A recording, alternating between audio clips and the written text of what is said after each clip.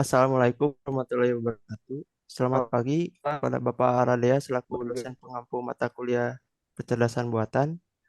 Pertama-tama, marilah kita panjatkan puji syukur kehadirat Allah Subhanahu wa taala yang telah memberikan rahmat sehingga kita dapat berkumpul di ruang Zoom meeting hari ini.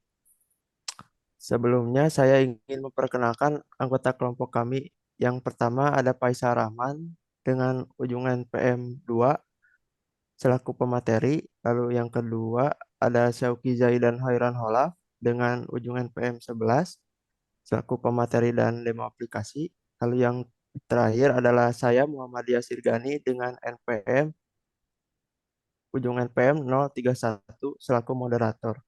Tanpa berlama-lama lagi, kita lanjut ke materi saja.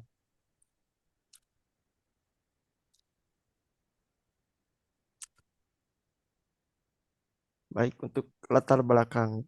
Latar belakang aplikasi kuis kepribadian ini dibuat untuk memberikan pengguna pengalaman interaktif dalam mengidentifikasi tipe kepribadian mereka. Dengan menggunakan serangkaian pertanyaan dan skor tertentu, pengguna dapat menemukan deskripsi yang akurat tentang kepribadian mereka. Next.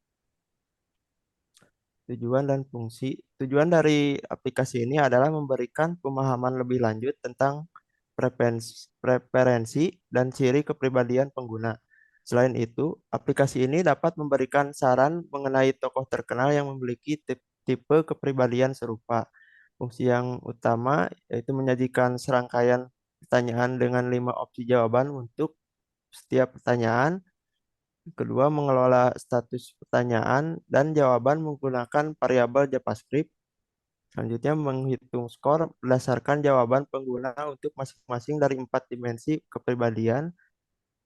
Lalu, menentukan tipe kepribadian berdasarkan skor yang dihitung. Dan yang terakhir, menyimpan tipe kepribadian ke dalam penyimpanan session storage, untuk penggunaan selanjutnya. Materi selanjutnya, saya mempersilahkan kepada Faisal Rahman. Saya Baik, persilakan. terima kasih kepada moderator itu. MBTI atau Myers-Briggs Type Indicator adalah sebuah alat mengukur kepribadian yang populer. Ini didasarkan pada teori kepribadian yang dikembangkan oleh psikolog Carl Gustav Jung. MBTI bertujuan untuk membantu individu memahami preferensi dan kecenderungan alamiah mereka dalam berbagai aspek kehidupan. MBTI mengukur 4 dimensi utama kepribadian, dan untuk setiap dimensi, seseorang dapat memiliki satu dari dua preferensi. Yang pertama ada extrovert atau introvert, menunjukkan apakah seseorang lebih suka berfokus pada dunia luar atau extrovert atau dunia dalam, introvert. Yang kedua ada sensing dan intuition, menunjukkan bagaimana seseorang mengumpulkan informasi. Orang yang memiliki preferensi sensing lebih suka mengandalkan fakta konkret dan informasi yang dapat diobservasi, sedangkan orang yang lebih condong ke intuition lebih suka melibatkan interpretasi dan melihat gambaran besar. Terus ada thinking dan feeling, menunjukkan bagaimana seseorang membuat keputusan. Orang yang cenderung ke thinking lebih suka membuat keputusan berdasarkan logika dan analisis objektif.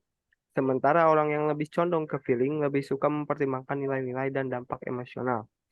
Yang selanjutnya ada judging atau perceiving, menunjukkan bagaimana seseorang merespon dunia luar. Orang yang cenderung ke judging lebih suka menunjukkan dan organisasi, sedangkan orang lebih condong ke perceiving lebih suka fleksibilitas dan keterbukaan. Oke, lanjut. Sekarang masuk ke deskripsi persoalan kasus. Kasus yang kami kembangkan adalah kasus baru yang menyerupai sistem taksonomi hewan. Kasus yang kami kembangkan adalah kasus terkait pengembangan tipe kepribadian menurut MBTI, di mana kasus tersebut kurang lebih sama dengan taksonomi hewan. Ya, bisa dilihat di gambar ya. Jadi bagaimana sistem atau website MBTI personality yang kelompok kami buat ini ada di gambar berikut ya, bagaimana alurnya bekerja. Baik, saya kembalikan lagi kepada moderator.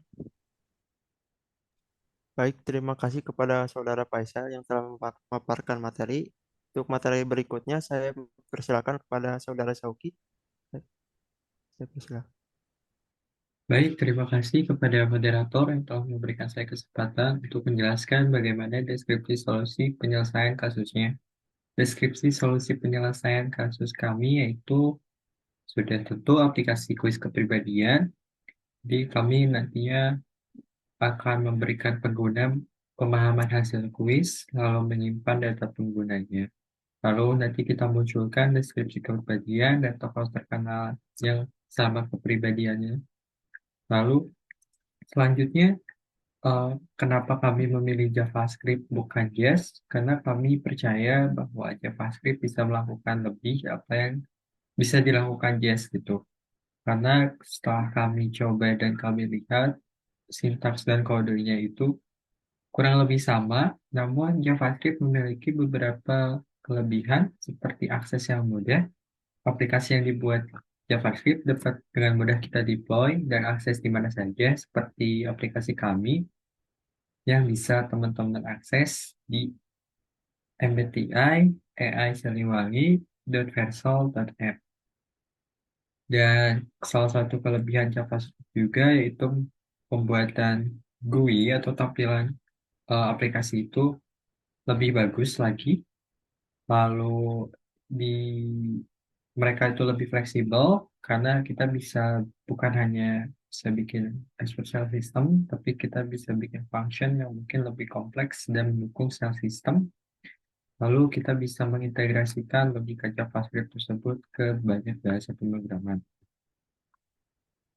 Lalu yang pertama, kami tidak menggunakan Eclipse, tapi kami menggunakan Visual Studio Code. Lalu yang kedua ada Google Chrome.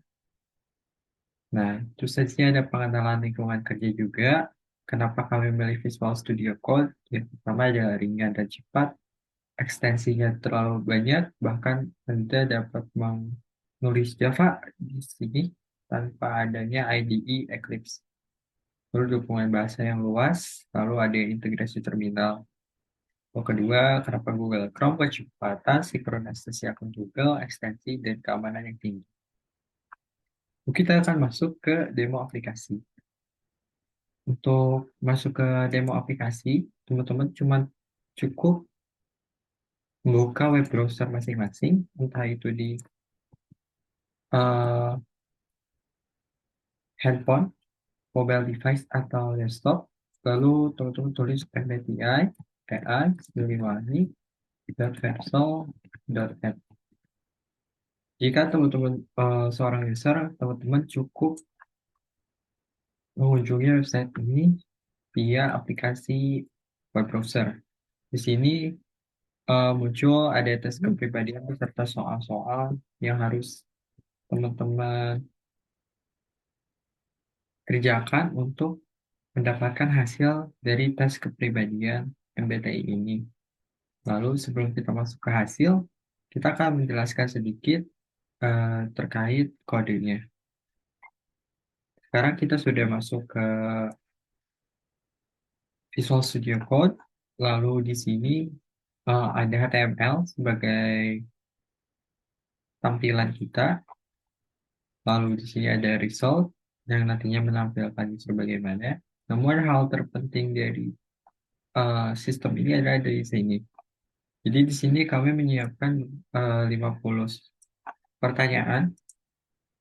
Di sini tiap pertanyaan itu kami buat sedetail mungkin agar nanti logika kami itu bisa lebih akurat. Jadi di sini ada answer option. Jadi nantinya pengguna mempunyai 5 pilihan opsi. Apakah mereka suka berfokus pada detail atau pandangan besar. Mereka punya 5 opsi yang bisa mereka pilih. Jadi kalau misalnya netral, tidak terlalu setuju, setuju, sangat setuju itu dimasukkan ke logika kami. Lalu nantinya setelah itu di sini ada logika perhitungannya kurang lebih sama seperti yang di Jazz. Jadi ketika pertanyaan 1 sampai 10 itu akan dimasukkan ke variabel ini. Jadi hasil jawaban dan poin yang didapatkan itu akan masuk sini sesuai yang telah dijelaskan oleh Saudara Faisal tadi. Ada extrovert, sensing, thinking, judging di sini. Jadi teman-teman nanti akan mendapatkan poin. Jika poinnya lebih dari 25, maka nanti personality-nya itu E. Jika tidak, ya I. Karena kami menggunakan 25 ini adalah dari 5 kali 10 dibagi 25. Jadi saya personality I. Lalu dimasuk ke pertanyaan 11 sampai 21, 10 sampai 20, kita akan menghitung apakah dia sensing atau eh, judging gitu. Sorry, intuition. Lalu kita masuk ke pertanyaan ke 20 sampai 30, apakah dia merupakan eh, thinking atau feeling. Lalu di sini juga yang terakhir ada judging, apakah kamu itu nantinya judging atau perceiving gitu. Sebagai contoh, kita akan mencoba mengerjakan soal dengan runtutan jawaban yang random. Sebagai contoh, ketika kita pertanyaan satunya lebih banyak di 5 sampai ke pertanyaan ke 10, maka kita udah pasti dapat extrovert. Ketika saya lebih suka fakta daripada gagasan, ini kita masukkan ke 1 sampai ke 20, maka kita udah pasti mendapatkan tadinya menjadi menjadi N. Nah, setelah itu kita akan fokus ke 5 lagi, sampai ke halaman 30. Kita sudah pasti mendapatkan F. Ketika kita masuk ke 1, ini penentuannya. Nah, setelah ini kita mendapatkan pertanyaan di sini untuk lebih memperhalus logika kami. Lalu di sini ada hasil yang muncul ketika tipe kepribadian N, T, P. Maka yang muncul ini di sini NTP sesuai yang tadi. Karena kami di sini udah tahu aplikasinya, jadi kami tahu logikanya. Jadi kami bisa mengetahui kepribadian apa yang bisa direkayasa di aplikasi ini. Tapi ketika user awam itu bakalan mendapatkan hasil yang mungkin random. Teman-teman bisa mencoba nanti di website ini MBTI AI Siliwangi Verso.f. Sekian demo aplikasi yang dapat kami sampaikan. Saya kembalikan ke moderator. Baik, terima kasih kepada Saudara Sauki yang telah mendemokan dan menjelaskan aplikasinya. Mungkin sekian presentasi dari kelompok kami. Mohon maaf bila ada kekurangan. Wassalamualaikum warahmatullahi wabarakatuh.